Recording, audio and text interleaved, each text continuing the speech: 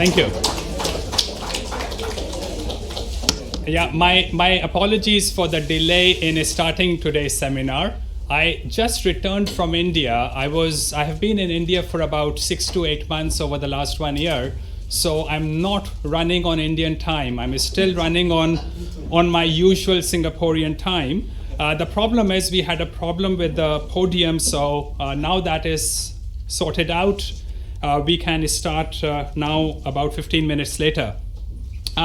Several years back, I was for the first time in a conference in Australia, and I realized that Australian organizers tend to express their gratitude towards some community at the start of their event. And I thought that would be a good gesture to have here in this seminar.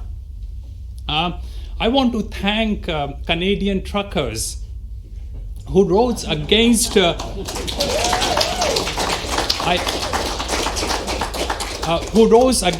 tyranny of Justin Trudeau. And as I have grown older, as I have become more gray-haired, I have found it increasingly difficult to differentiate between evil and stupidity. And I don't like most conspiracy theories. What can be explained by simple stupidity should not be attributed to conspiracy theories. There's a problem why I don't like conspiracy theories, and that is because stupid people tend to do exactly the same thing. To an outsider, it looks as if they're conspiring against you. It's just that they are stupid. There's another reason why I don't like conspiracy theories. It's because when you attribute conspiracy theories to stupid people, you also attribute organizational skills to stupid people. Stupid people backbite and they cannot organize. They are dysfunctional.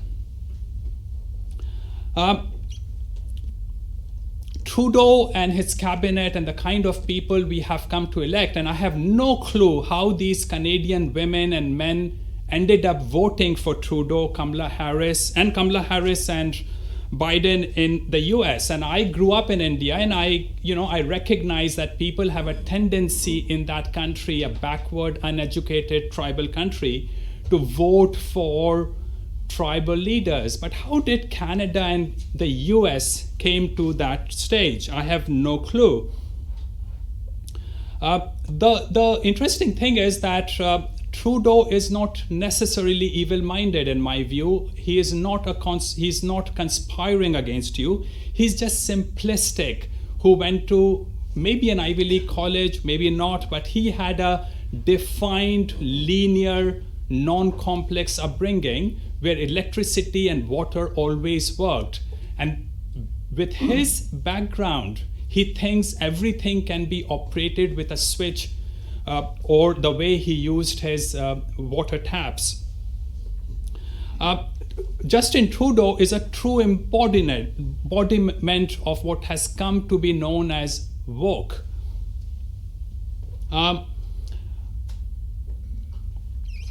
I am so glad that Canadian truckers were the people who stood against him and straightened him out.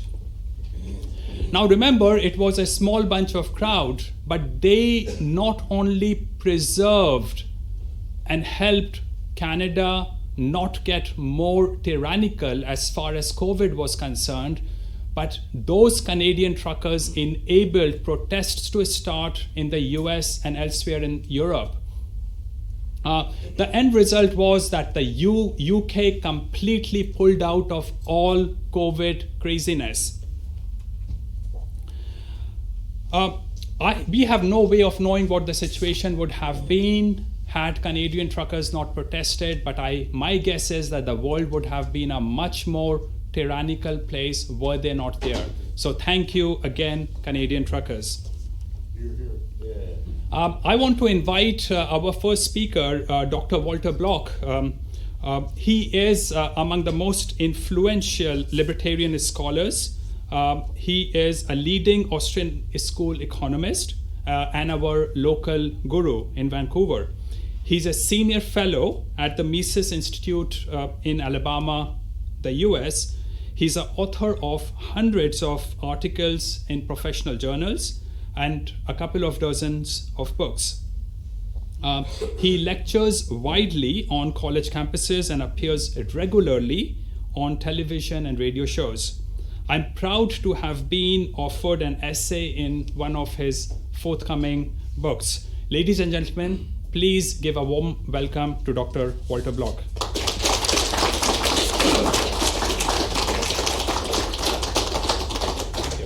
Let's put this in here. Thanks for the kind introduction. People who give speeches have a typical speech. My usual one is, what is libertarianism? And I go over stuff in my book, Defending the Undefendable.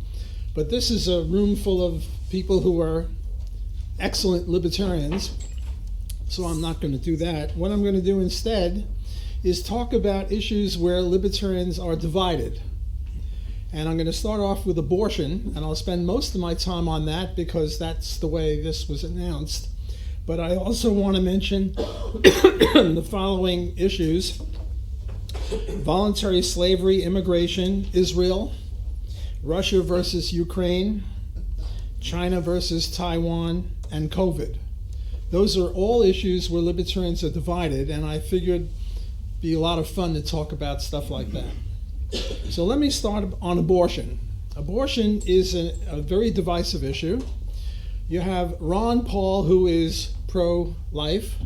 You have Murray Rothbard, who is pro-choice.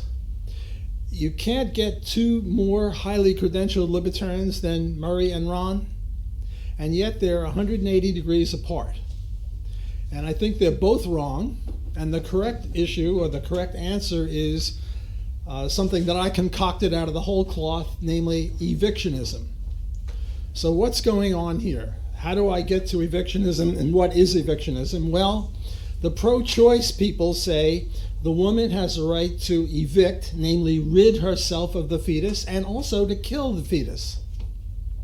The pro-life people say she has no right to do either. The evictionist theory is a compromise. It says, yes, evict, but no, kill. So it's truly a principled compromise. It's not an unprincipled compromise. An unprincipled compromise is, I say 2 + 2 is 4.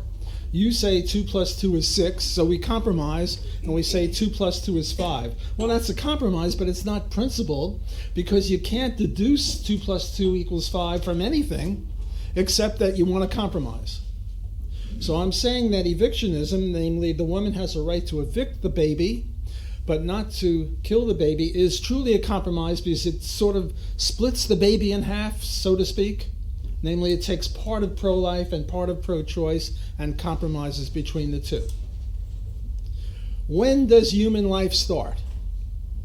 I say human life starts with a fertilized egg. Why? Because the sperm alone will not become a full person.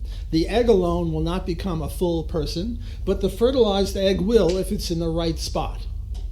And also, I'm going to take the view that it is all right to kill the baby under certain circumstances, so I want not to create a straw man. So I'm going to assume something that, namely that the baby starts with the fertilized egg. Now, Murray Rothbard says the baby starts with birth, but that just seems wrong to me, because the baby 1 minute before birth and 1 minute after birth is the same baby. It's just a change of address. It's sort of like all of us 1 minute ago and 1 minute from now, we're the same people, just 2 minutes apart. So I reject that totally. Now, according to the Talmudic view, the baby starts, the human starts when the heart starts beating. Now, I, as a cardiologist, and she might think that heart beating is important, but I don't think it's that important, because the minute before the heart beats and the minute after the heart beats, it's the same baby. And also, there are people whose hearts stop under operation, and they're still human beings. The other Jewish view is that life starts when the baby graduates from medical school. but we reject that as well. Okay, so what's going on here? What's going on here is that I'm a libertarian and I believe in private property rights. And who owns the woman's body? Well, she homesteaded it first. She is the owner of her body. Well, what do we call the baby? A human being, but what do we call that baby? Let's take the case of rape. The woman's walking down the street, she gets grabbed, she gets raped, she gets impregnated, and now there's a human being growing inside of her. Well, what do we call that human being? I call that human being a trespasser. An innocent trespasser, but a trespasser. She has the right to evict a trespasser. Look, if I come into her house, she has a right to tell me to leave, right? She has no right to kill me if I'm an innocent trespasser. If you drugged me and put me in her house, right? She doesn't have a right to kill me, but she certainly has a right to evict me. So I'm looking at the woman as a house, or as a car, or as a helicopter, or as a boat. If a innocent trespasser is put on the car or the house or the boat, the owner has a right to evict that person. Not to kill that person, but to evict that person. Well, what about voluntary sexual intercourse? Most abortions occur not with rape, thank God, because rape is a crime, but voluntary sexual intercourse. Does that mean that is there any difference? Namely, the argument against my case, the argument that she should keep that baby for 9 months, is, well, she agreed. She invited in the baby. Well, look, if I invite you onto my airplane and now we're at 30,000 feet and I say, well, I'm a little tired of your company, please leave, and there's no parachute or anything, no. There's an implicit contract when I invite you to my airplane that I'm going to land you. I believe in implicit contracts. You go to a restaurant, you order a cup of coffee, and they say, well, that'll be $1 million. No, there's an implicit contract that you'll pay, even though you didn't sign any contract, and there's an implicit contract that the price will be, quote, reasonable, unquote. So I'm not against implicit contracts. But is there an implicit contract when a woman engages in voluntary sexual intercourse? Did she invite the baby in? No. Because for an invitation to take place, there must be an invitor and an invitee. Well, remember, there's no human being till there's a fertilized egg. But sexual intercourse occurs at time T1. It takes a little time for that sperm to go up the tubes, whatever, the fallopian tubes, some sort of tubes, I don't know, and to get to the egg. It takes between a half hour and 36 hours, according to Google. What do I know about this stuff? So there has to be an invitee, and there was no invitee at the time of sexual intercourse. So she is not obligated to keep that baby for 9 months. So I would say that evictionism is the only proper view, and that pro-life means that the woman has to keep the baby for 9 months. Why? It's a trespasser. You don't have to keep trespassers for 9 months, and there was no invitation. Now, there is one exception, and that is the host mother case. Here's a couple, they're infertile, and they can't have a baby, and what they do is they go to this woman, the host mother, and they say, we're going to give you a sperm, and somehow the sperm will get into her, and we're going to pay you $50,000 for that. Well, she may not evict, because if she evicts before the baby is 9 months, well, then she's violating her contract. So there was an invitation. They paid for it. It's part of a contract. But apart from the host mother case, the pro-life position is incorrect because there is no obligation to keep that baby for 9 months. And the pro-choice position is also wrong because you can kill the baby in the third trimester. Now look, right now medical technology is such that if you're in the third trimester and you evict, that baby comes out alive. And that baby is sustainable outside of the womb. And all you have the right to do, pregnant lady, is to evict. You don't have a right to kill. Whereas a lot of feminists say, well, I don't want that man's child to be alive. Well, they have no right to say that. Well, they can say it, but that's the law shouldn't support that. So so right now, if we adopt evictionism, 1/3 of babies are saved. And as medical technology improves, soon it'll be 4/9 of babies and then 5/9. You know that in 500 years from now, if we don't blow ourselves up before then, medical technology will be such that the baby will be viable outside of the womb, fertilized egg. So my view is really pro-life. I'm sort of in favor of human beings. Most of my friends are human beings. I like human beings. I want human beings to live. And I notice that as medical technology progresses, the evictionist position will be more and more like the pro-life position. But I'm not selling it on that basis. That's just utilitarian pragmatic. I'm more of a deontologist. What are rights? What is morality? What is justice? And justice is, in my view, that the woman can evict but not kill. Let me talk about a few other issues. I've spent a lot of time on that, maybe 15 minutes, 20 minutes on that, and I'm going to just spend 2 minutes on a whole bunch of other issues where we libertarians disagree. One other point on evictionism. I was once asked by the leader of the Libertarian Party of Canada, what should he say when he's asked about abortion? And my advice to him was the following. Say that just like the general public, we libertarians are divided on this issue. Some of us are pro-choice, some of us are pro-life. Therefore, the Libertarian Party has no position on that because we're divided.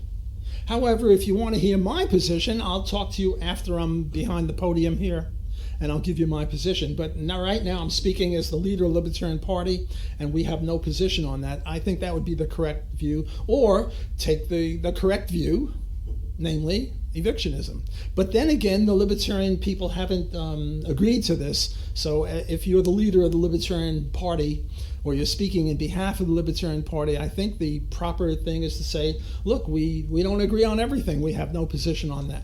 Well, now here are a bunch of other things where we don't all agree. There are divisive issues that I mentioned. Let me go over them very briefly. Voluntary slavery. God forbid my son has a horrible disease and it'll cost $20 million to cure him. And I don't have $20 million. You're Bill Gates, you've got $20 million and you've always wanted to have me your slave. And I'll come to your plantation, I'll pick cotton, I'll give you economics lessons, and you can whip me, you can kill me, I'll be a slave. Give me the $20 million, I'll give it to my son's doctors, I save his life.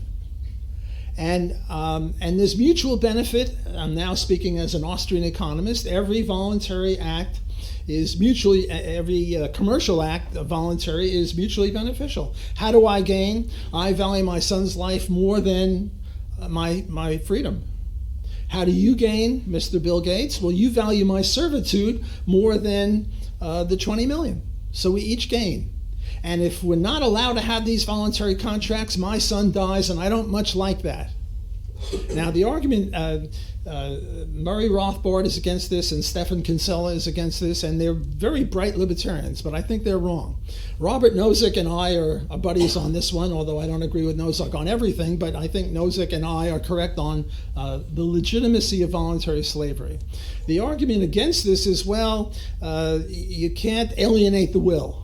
You know, I'm now on your plantation, and I don't want to be there. I want to leave. Well, will schmill, I say. The issue is not will. The issue is if you whip me or kill me, did you commit murder or assault and battery? And I say no, because I voluntarily gave it up. And now there's some people say, well, you need some sort of mechanical way to make me a slave. Well, we have slavery up until 1865 in the U.S., and even now in Africa, I think there's still slavery. So we have slavery. And the issue is it legal slavery? And yes, you might quarrel with the name slavery because it was voluntary. You don't want to call it slavery, call it schmavery. But the point is, you gave me 20 million, and now you have a right to kill me, because that's what slavery means. You have a right to kill the slave. The next issue is immigration. What's going on with immigration? Well, there are the free immigration people, and a lot of libertarians favor free immigration. Brian Kaplan, for example, hold up the book of Brian Kaplan. that would be pro free immigration, open immigration. And Murray Rothbard and Hans Hoppe are dead against that. They're against that. So here again we have divisiveness. What is the correct view? That is my view. I'm kidding here. But how do I see the matter? I'm concerned about two things. One is deontology, or rights or justice, and the other is pragmatism or utilitarianism. I favor open immigration because of the following. Suppose somebody comes from Mars and he starts homesteading in the middle of Canada somewhere, or in the middle of Alaska, or in the middle of the Rocky Mountains in Wyoming. Land that has never been touched by human beings. And he starts homesteading, and now the ICE people come, ICE, the immigration people, and they say, cut this out, you're a trespasser. And the guy says, trespasser? What trespasser? This is virgin territory. No human being has ever been here. What did I do wrong? And I can't see anything that he did wrong from a libertarian point of view. Now, what Hans Hoppe says is, well, the U.S. government really owns the virgin territory in trust for the citizens. And I say, Hans, you're an anarchist. What's this U.S. government owning anything in trust for anyone? And and also Hans and Murray have done more than anyone else, with the exception of John Locke, about homesteading. The way you get virgin territory into ownership is by homesteading, but this has been never homesteaded. Okay, so deontologically open immigration because I've proven one case. All I have to do is prove one case where somebody should be allowed to come into the country against the will of whoever. But what about pragmatism? The argument here is, well, the foreigners, they're criminals. And now it's an empirical issue, is whether they're more criminally oriented than domestic people or not. But let's forget about that. Let's talk about 1 trillion Martians. Do we really want 1 trillion Martians, even if they're nice guys? No, we don't want them. How can we stop them? How can we have our cake and eat it? Privatization of everything. Privatize every square inch of the country, and now if they come in, they're trespassing. So we can have our cake and eat it. We can have justice. You see, my view is that Hans and Murray are trying to jettison justice and libertarianism in order to save us from hordes of immigrants. The next one is Israel. Murray Rothbard is very against Israel, Palestine for Palestinians and stuff like that. One of my recent books is defending Israel vis-a-vis the Palestinians. My criticism of Murray is that Murray starts his analysis in, 1870 or somewhere, when there were a lot of Palestinians around. I start my analysis 2,000 years ago when there were no Palestinians around. It's sort of similar to what happened in South Africa. The first people in South Africa were whites. There were very few black people in South Africa when the whites came, the British and the Dutch. What happened, though, was that the British and the Dutch had a good economy, and then black people came from the contiguous places, and now there are more people there. Well, it was the same thing in Israel. When the Israelis came 2,000 years ago and got kicked out by the Romans, there were no Palestinians. But the Jews had a better economy than the Palestinians or the Arabs, and they came working there, and that's how they got there. But the Jews were there first, so they own the place, and they ought to take much more, assertive action against the Palestinians, in my view. The next one is Russia and Ukraine. I'm a fan of Russia, not Ukraine. Even though Russia invaded Ukraine. Why? Because when the Cold War ended, the agreement between Russia and the West, Europe and the United States, was, we'll have peace. and they disbanded the Warsaw group, the East people, and the West instead they kept moving eastward. And now they're trying to get Sweden to be part of it, and they're trying to get Ukraine to be part of it. So I'm sort of a fan of the Russian side. But with regard to China and Taiwan, I see it very differently. I see the Taiwanese are just trying to secede, and we libertarians favor secession. And then the last one is COVID. There's a lot of debate on COVID. A lot of people take the view that COVID schmovid. It's just a silly disease. It's sort of like getting a cold, and the government shouldn't be stopping us at all. Then there are the hawks. Those are the doves. Then there are the hawks who say, well, it's sort of like Typhoid Mary. Typhoid Mary had typhoid. She was innocent. She didn't know she had typhoid, but she was out there in a restaurant giving out food and infecting people with typhoid. Well, what do we do with Typhoid Mary? Well, Typhoid Mary is, instead of shooting off bullets, she's shooting off typhoid bugs or whatever transmits typhoid. We got to stop her. No, she's not a criminal. She's an innocent criminal, so to speak. That's not a contradiction. If you work with me on this, we got to put her in a safe place, a hotel, not a jail, but we can't let her out. Well, is COVID like that or is it not? And my view, and I have an article on this in the Journal of Libertarian Studies, is we don't know qua libertarian. Qua libertarian, we don't know squat about any of this stuff. We're not epidemiologists. We're not doctors, right? So we should shut up. We shouldn't take a strong view on stuff that we know nothing about qua libertarian. And yet libertarians are mouthing off all over the place. I think I'm in trouble with our host here, who is favoring the truckers' activities. I sort of favor them because they're against Trudeau, but the point is, we don't know. It's very new. It's only 2 years old. It takes time for scientists to find out what's going on. And what the government is doing is I'm a big fan of John Stuart Mill on liberty, who says the way to get to the truth is to allow dispute and argument. And what the government is doing is telling doctors and epidemiologists that unless you adhere to the view that we adhere, we're going to take away your medical license. Well, that's no way to run a railroad. That's no way to learn anything. I'm finished with my formal remarks. If I have time, I'd love to have discussions, disputes. Young lady over there. Wait, you can't start yet. On the COVID issue, can you speak to the requirement for mass vaccination without evidence of efficacy? Yeah, I can speak to that. I don't know. I'm a libertarian. What do I know about whether how contagious that disease is? Qua libertarian, I know nothing. So I think it behooves us to take a more modest view, whereas a lot of libertarians are taking not a modest view at all. They're taking a very strong view that we shouldn't have.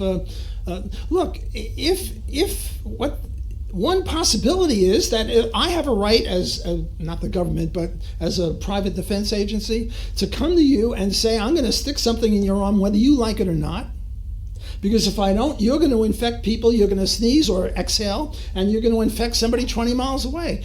Is that possibly true?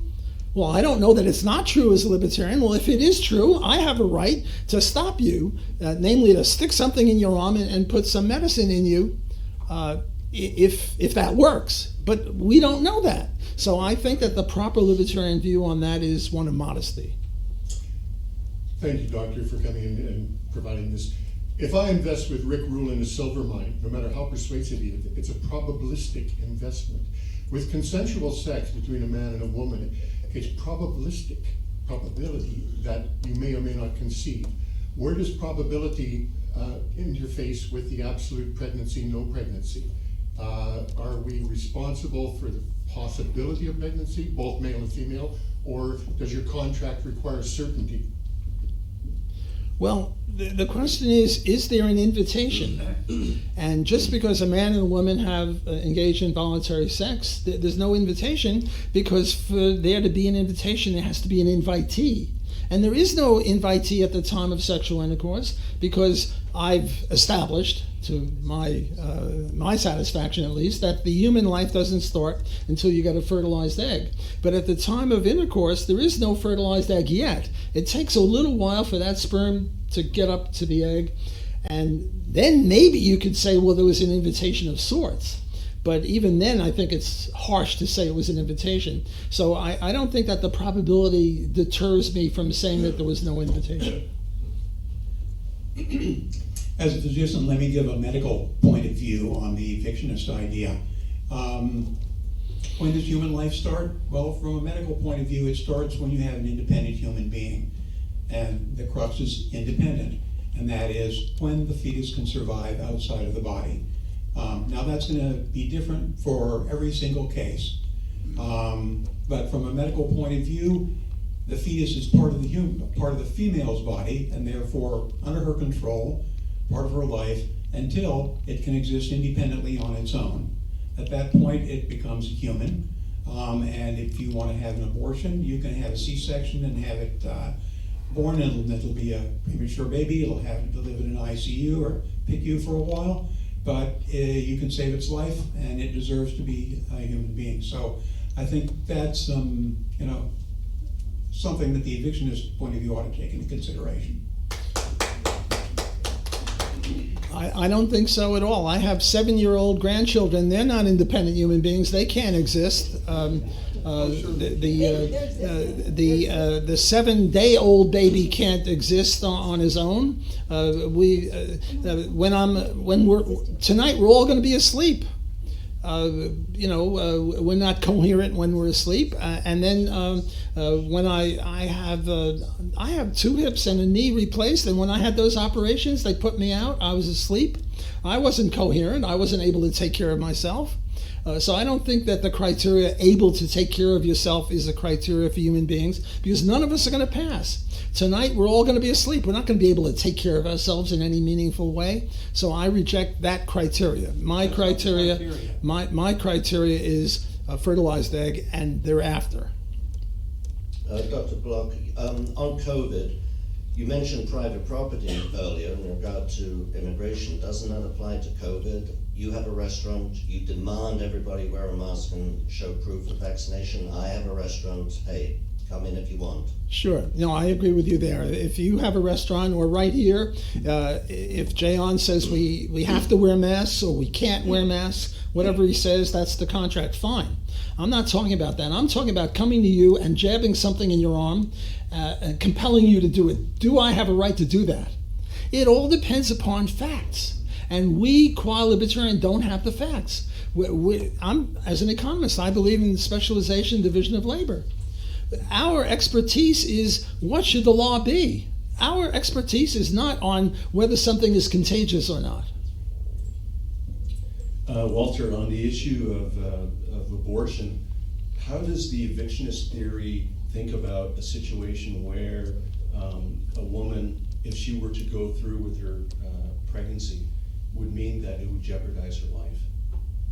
So in that situation, I think the current law says that abortion is permitted in that situation, but under your theory, how would you decide on that issue? Abortion is never permitted, because abortion means eviction plus murder.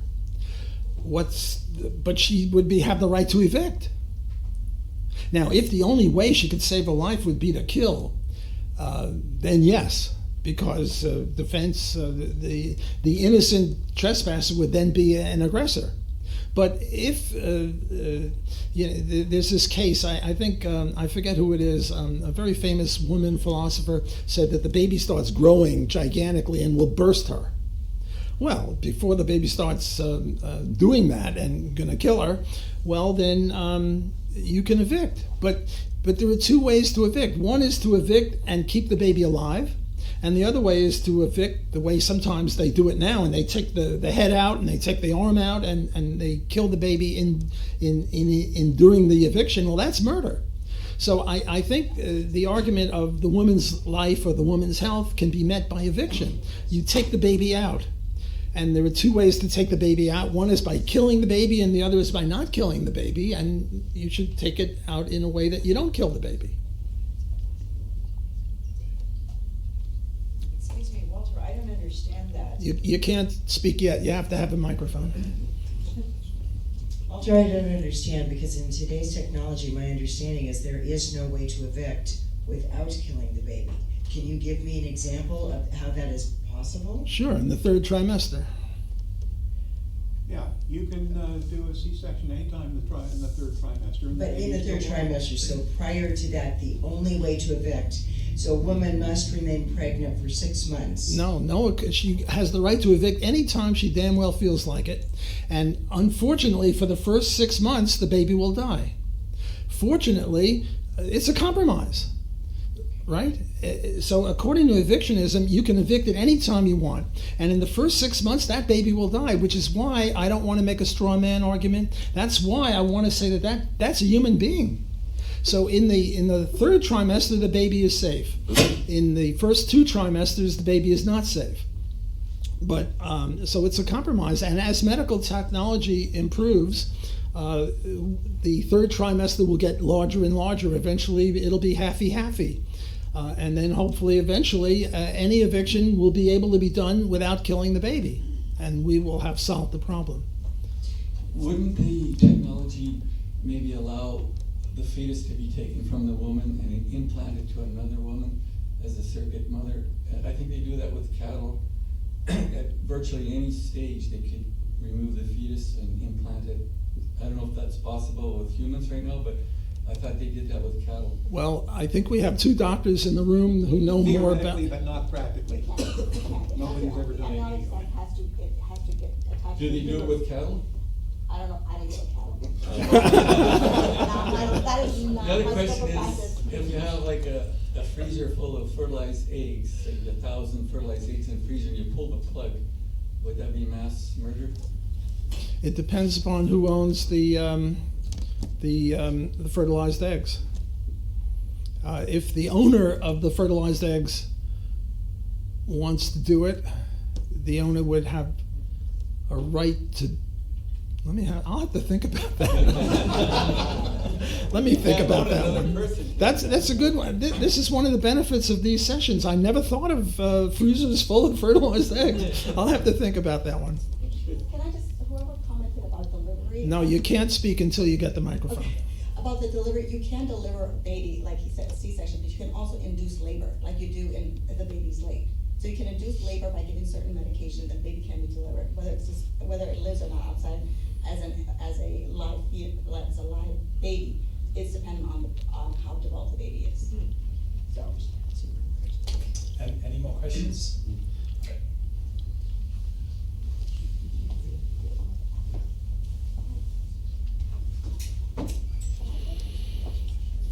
Very quickly, we converse obviously about the importance of the woman, and everybody here came via a woman. There's no doubt for our species, women are not disposable and men are.